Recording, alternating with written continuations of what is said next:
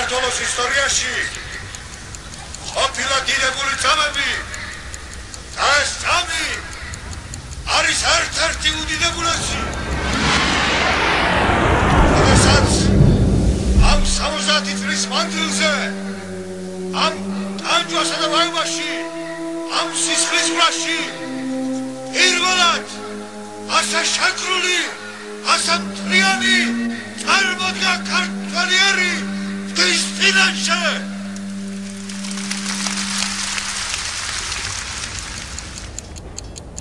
სიმბოლურია საქართველოს დამოუკიდებლობის აღდგენის გამოცხადება 9 აპრილს, ვინაიდან ამ დღეს გადაწყდა საქართველოს ბედი.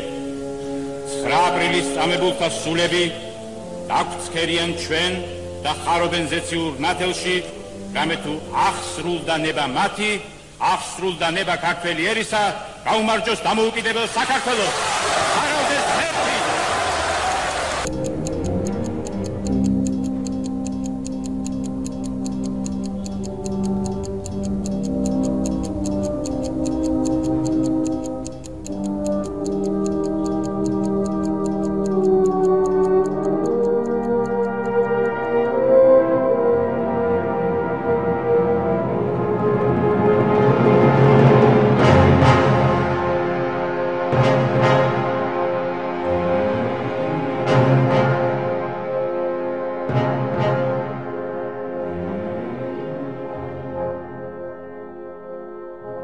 აი ეს დროშა, ეს შინდისფერი.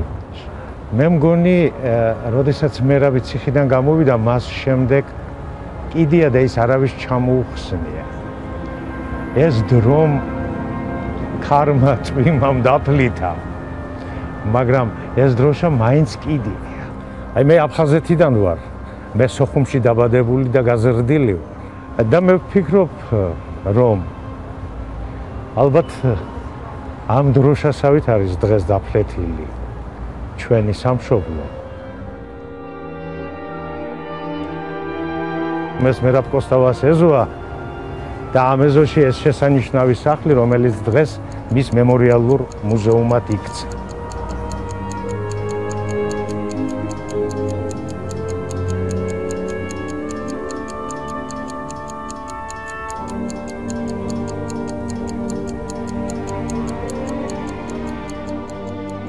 პირადად მე იმაჩნია უმთავრესი იდეად ერთიანობის იდეა. იგი ერთიანობის იდეა გახლავთ ყველა იდეაზე მაღალი იდეა. მას უნდა დაუქვემდებაროს თავისი პირადი შეხედულებებიც. იგი თუ კი ჩვენ არ გავერთიანდებით და ერთად არ ვიმოქმედებთ, განგება ჩვენ ისეთ გამოსას მოგვიწყობს, რომ ერთმანეთს ვეძებდეთ ხელების ცეცებით.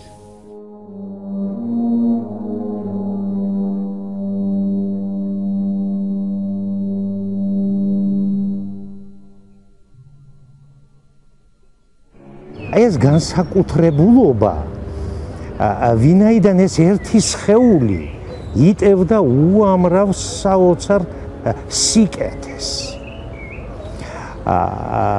ზნეობას, ძალიან დიდ შინაგან ძალას, რაც ერთბაშად ქმნიდა ამ განსაკუთრებულ პიროვნებას. ღირსებასთან ის კომპრომისზე ის ვერანაირად ვერ დათმობდა ამას. ამდენად შეუძლებელია, რომ ის იყოს, ასე ვთქვათ, ტირაჟირებული და მრავალი. ამიტომ არის ეს ერთადერთი.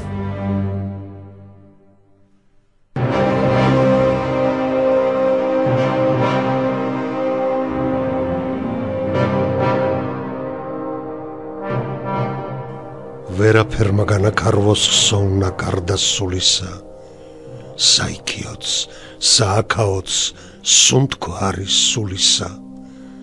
თუ გონიათ დამაბერონ წუთი სოფლის ვალებმა, როდესმე დავიჯერო სულის გარდაცვალება, და ისებში ჟონავს სული, აისობის სიალით, ხან მტრედივით გალურსული, ხან ელჭექის გრიალით, ანთებული უშრეთ ალათ ბრძენთა გულის მლეველი, 1000 ჯერი, 1000 თვალი ქვეყანად დაუტეველი, დამავალთა ზეობა, მდაბლის მაღლით მზეობა, უკცეველი ზნეობა, უტეხელი მეობა, იდეალთა იდილია, თავგანწირვის შიშიშვლე, სამსხვერპლოზე სიკვდილია, ღვთაებრივი სიგიჟე.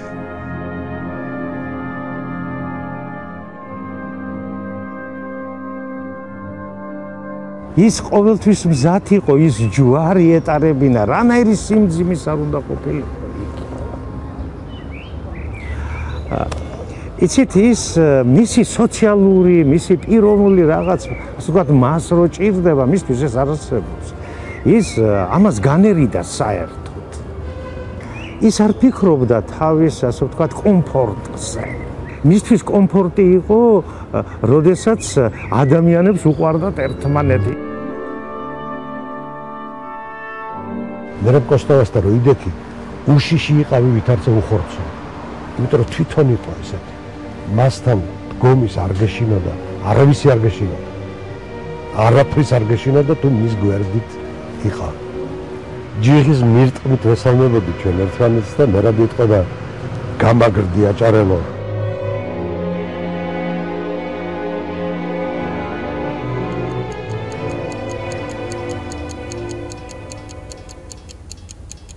ინდივიდუალური პირადი ბედისწერა, რომელიც მჭიდროდ ენასკვება სხვათა ბედისწერას, ბედისწერა, რომელსაც ვერსად გაექცევი.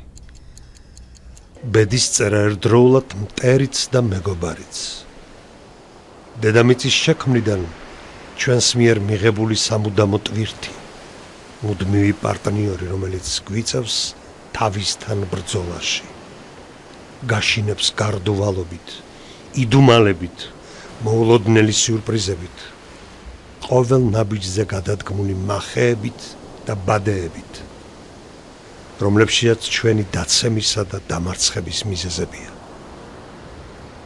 მაგრამ ამავე დროს თავისთან ბრძოლაში ბედისწერა გვაძლიერებს და გვამტკიცებს, შეგვძენს გამოცდილებას, გამძლეობას, მოთმინებას და სიბრძნეს, გვასწავლის ობიექტურობას, სამართლიანობას, გვაჩვენებს თვითანალიზს და თვითკრიტიკას, გვასწავლის საკუთარი ბედისწერის სხვათა ბედისწერასთან ჰარმონიაში მოყვანას,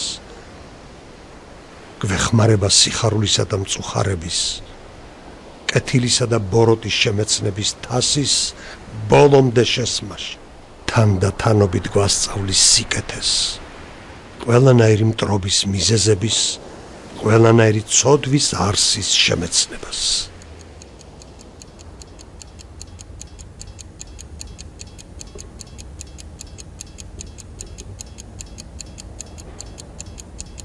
მერაბ კოსტავამე გავიცანი აქ თბილისში ზვიად გამსახურდიასთან.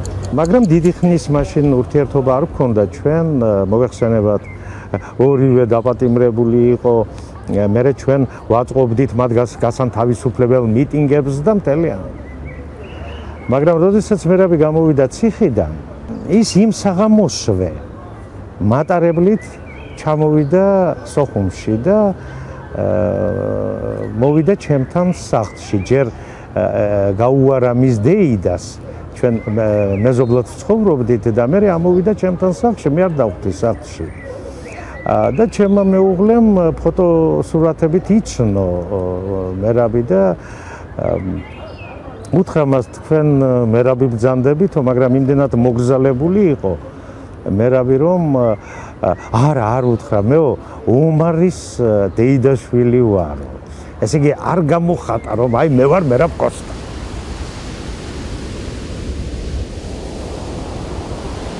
ის ორი კვირა მერაბი დარჩა სოხუმში.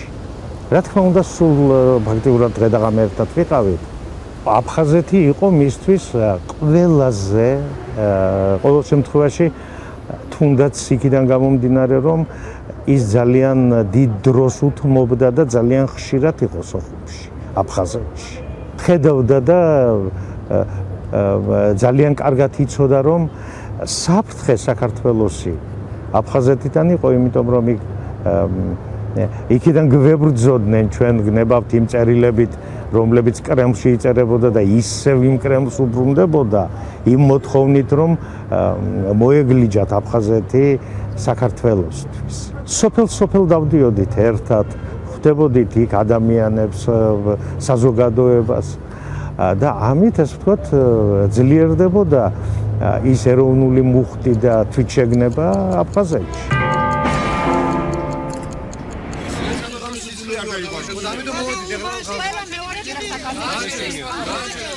რუსი ჯარი არ ჩამოაყენოს საკომენდანტო საათი არ გააკეთოს ისე როგორც გააკეთეს სომხეთში და აზერბაიჯანში.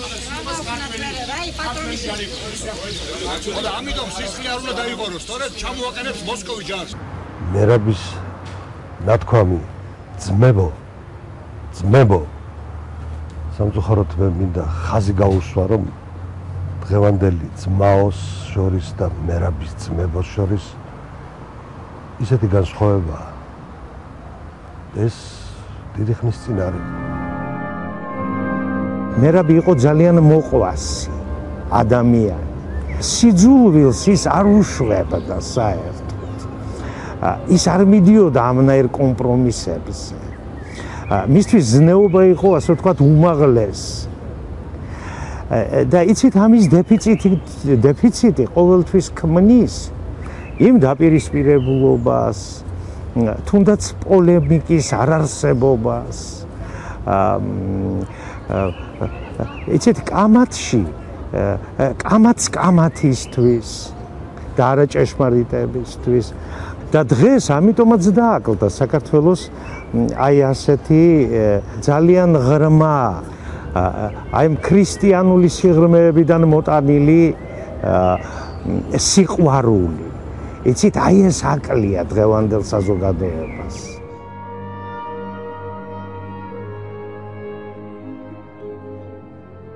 საკუთარ თავზე ბევრი იმუშავე. სრულ ხავი იგი ზნეობრივად, გონებრივად. საკუთარი ცოდნით ნუ გაყოყოჩდები. ნუ დასცინებ და ზემოდან ნუ დაუწყებ ცქერას, შენზე დაბლა მდგომებს. არაფრით არ აგრძნობინო შენი უპირატესობა. გარშემო მყოფებში დადებითი თვისებები ეძიე, ვიდრე უარყოფითი. ნუ რავისე ბოღმას გულში ნუ ჩაიდებ.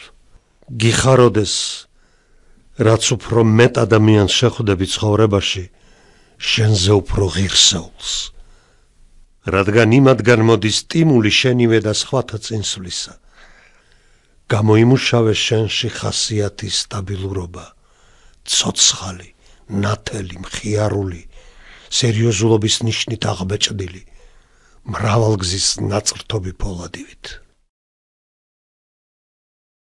აი, წილხვედრ სიკვდილს თუ უმზრდეავად, მაშინ ნამუსის ქუდი გავთელო.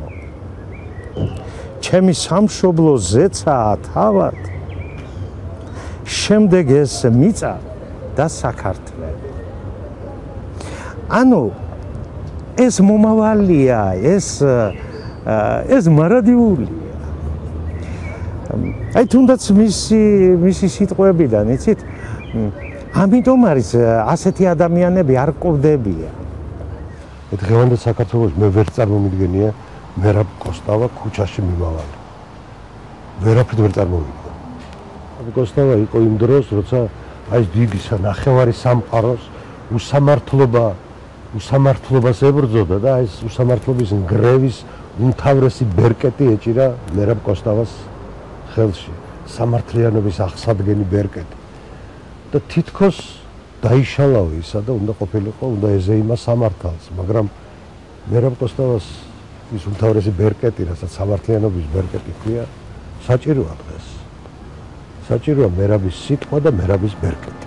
და ვფიქრობ, რომ მომეტებულად არის დღეს საჭირო. დღეს უმეტესი უსამართლობას ვხედავ სამყაროში, არა მარტო ჩვენთან, სამყაროში. საითმილტვი სულო დაიცა, სულომ ბორგავო შეზდეკ, ცხრა კართაგენი თუნდაც დაეცეს, უნდა ელოდეს შემდეგს, რა უკვდავების ქნარით გვიგალობ, ეს რა სამკვიდრო გერგო, ბოროტებასთან შეურიგალი, მარადისობის ნერგო სად მისწრაფი სულო დაიცა სულომ ბორგავო შეზდეკ წმიდა ლაჟვარდიც უნდა გაიცრას რომ მიემთხვიოს ედემს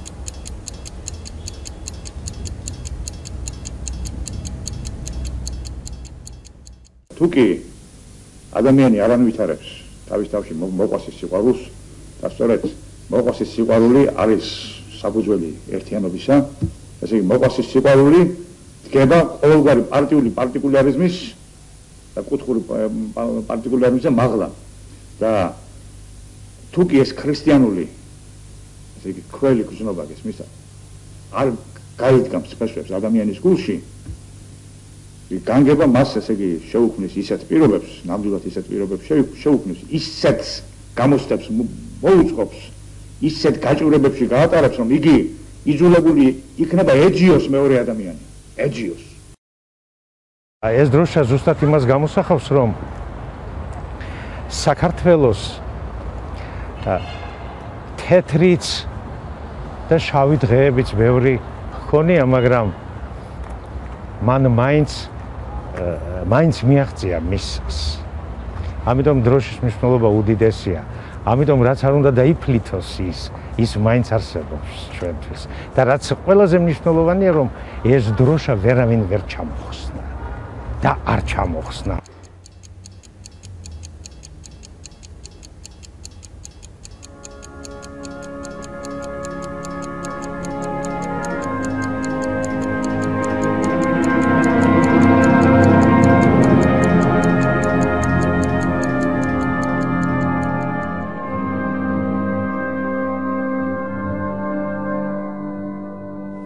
შემაძლებინე მაღალ ღმერთო მოყვასთა ჩემთა მუხლი ვუყარო მოძმე მკერდიდან არ მომიკვეთო ტრფიალი მისი არგან მიქარვო მის გულის ტკივილს გძნობ და უსიტყვოდ გაუადვილო წუდი სოფელი აი ყველაზე ნახტი მუსიკა აი ქართული საგალობელი